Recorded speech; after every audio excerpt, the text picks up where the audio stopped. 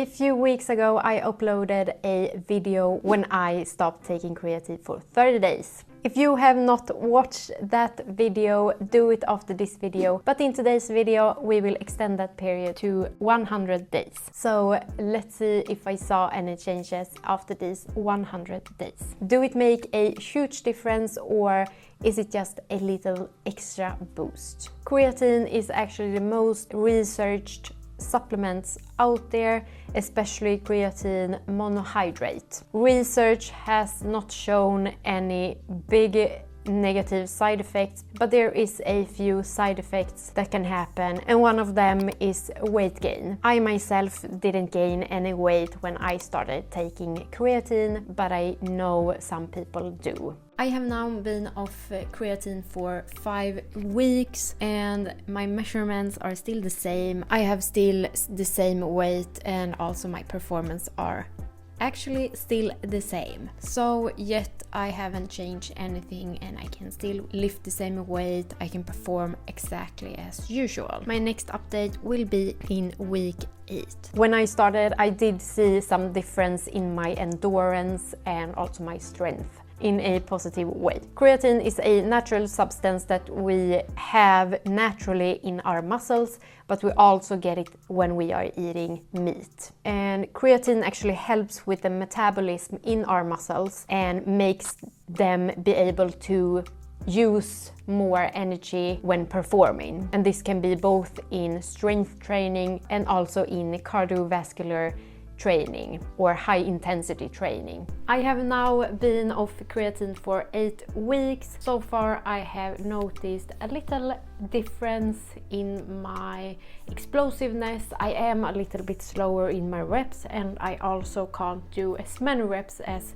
before, but it might be because of I had to lower the weights during week 6 because I had pain in my hip, and therefore I decided to lower the weights and recover. And then during week 7 I was able to increase the weights again, but it felt heavier than usual, and after that I haven't really felt as strong.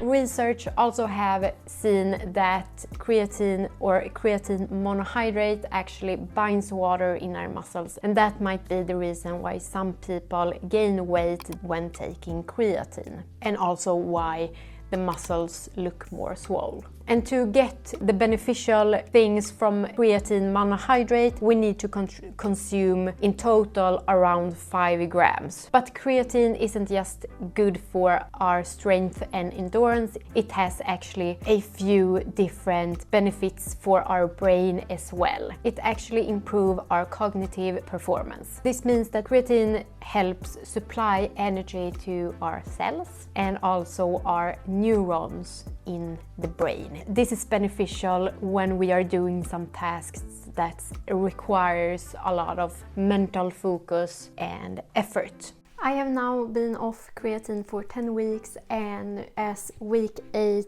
I do feel a little weaker. I have not been able to increase the weights again and lift as heavy as I did when I took creatine. So yeah, I do feel a little weaker, but my body weight and my measurements are still the same. And also studies have shown that creatine can improve short-term memory, especially when we are under stress, sleep deprived, or have been focused during a long time.